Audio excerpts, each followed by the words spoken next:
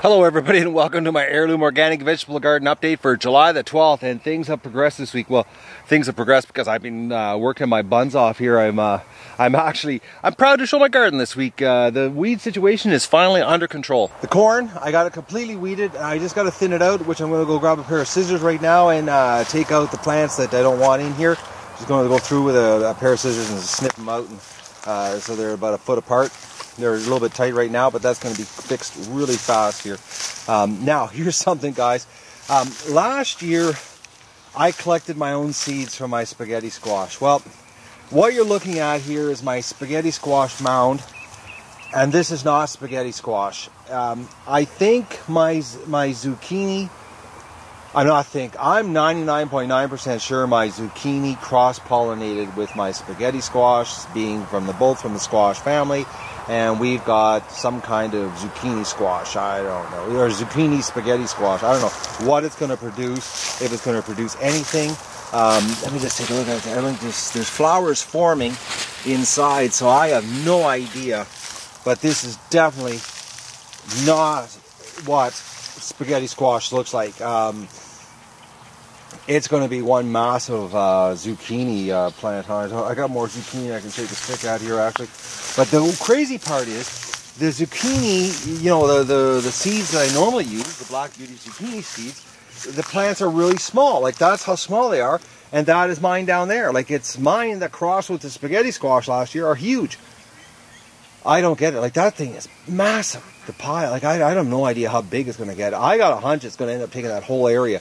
And I have no idea. You know, it's going to be very interesting what kind of vegetable we get off of it. Maybe we are going to get some kind of hybrid spaghetti zucchini squash. Who knows?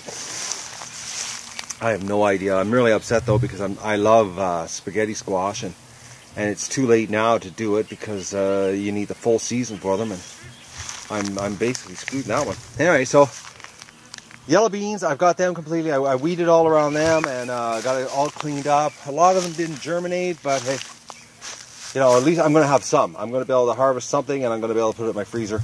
My carrots are doing really well. These are the dragon carrots, which are the red ones. I'm going to wait a little bit longer before I thin them out. They do have to be thinned out just a touch, but I'm going to wait a little bit longer here till the size of them gets a little bigger. But that's a nice little row. My beet plants, my Detroit red beets. These guys are the sweetest beets. They're my favorite beets. I've grown 3 different types of beets here, and now I only grow these because they are the sweetest. But I can't believe how well they're growing. Since I thinned them out, well, I should say I thinned out the weed situation. They exploded as soon as I got rid of the weeds. Like, look at that. I've already got beets starting to form. Like, they're really growing well. I'm really happy. That row, I'm actually, even with the ones that didn't germinate and didn't come up, it doesn't matter. That's a really nice row of beets, and I like beets. These guys roasted with some honey, because a lot of people eat beets with sour cream and fry them in butter, and I like to stay away from dairy products. One, it's fattening, but two, you know, try to stay as natural as possible. And all my honey, actually, I should have shown you guys, I was at my my buddy's place. My buddy's dad, actually, he's a beekeeper, an old guy, I wish I had the time to follow him around with the camera. He's a wealth of knowledge. He's like 82, and he's been doing bees for about 60 years.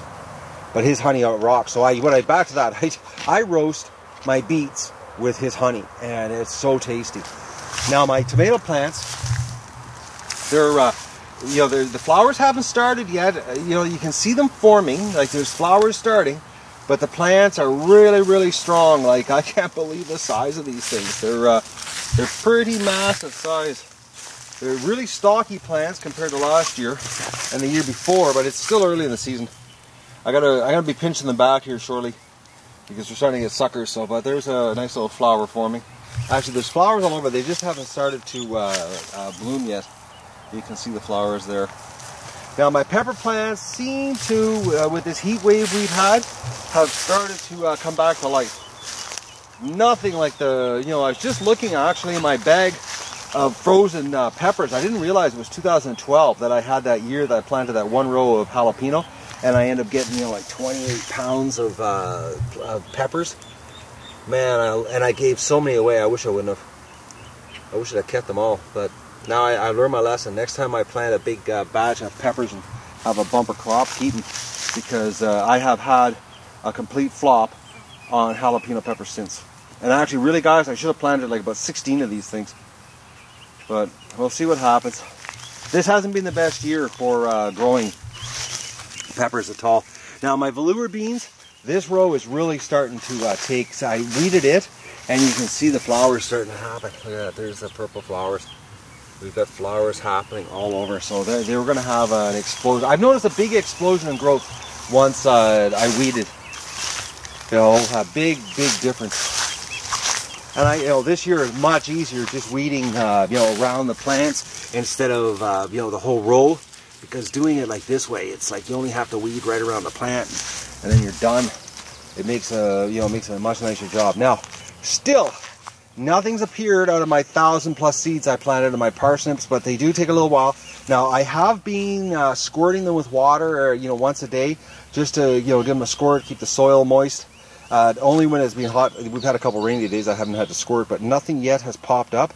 But these guys are slow, so we'll see. Now today I just replanted all the peas here, and this time I had 4 packs of peas left, and I just put 4 packs and I just polluted it. Like I'm gonna have too many peas, even if I had a failure on the germination rate. I'm not taking a chance. I gotta have some snap peas. I like frozen snap peas mixed with frozen carrots and cooked up. So I'm hoping it comes through, because I put 4 packs of peas in there. Alright, so now the colorful carrots, they're coming great. The row is really, take a look at that, nice looking carrot row.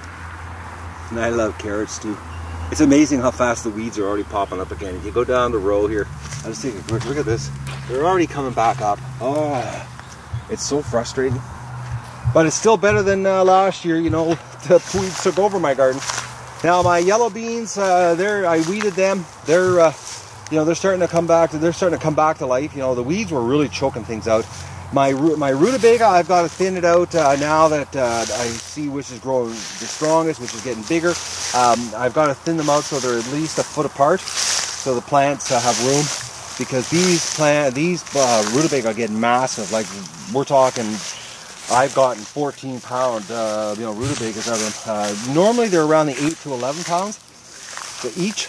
So I've got to thin them out, which I know based on my experience, you need about a foot of space. So I'm going to be going through those and doing a thin. Probably this coming week, I'll just have to go through it and see which ones have to get pulled out. And that way it doesn't screw up the ones beside it before they get too big. So my update this week is much better than last week's and the week before. It's a big improvement. I'm happy the way I'm staying on top of it this year, and the straw has been just so much easier. It's not such a daunting task to weed when you only have to weed around the plants. You go down and you do a row, and it's like it's nothing compared to what that corn. The corn was brutal, guys. That took me 3 different nights, and it was over 4 hours each time I did it. It was like 3 hours, 3.5, 4 hours. I think that's what it was actually, the amount of time it took. It was brutal down there, and I paid for it. My body was sore. And I burnt my back, I think, 2 out of the 3 times that I did the corn. So that's the update for this week.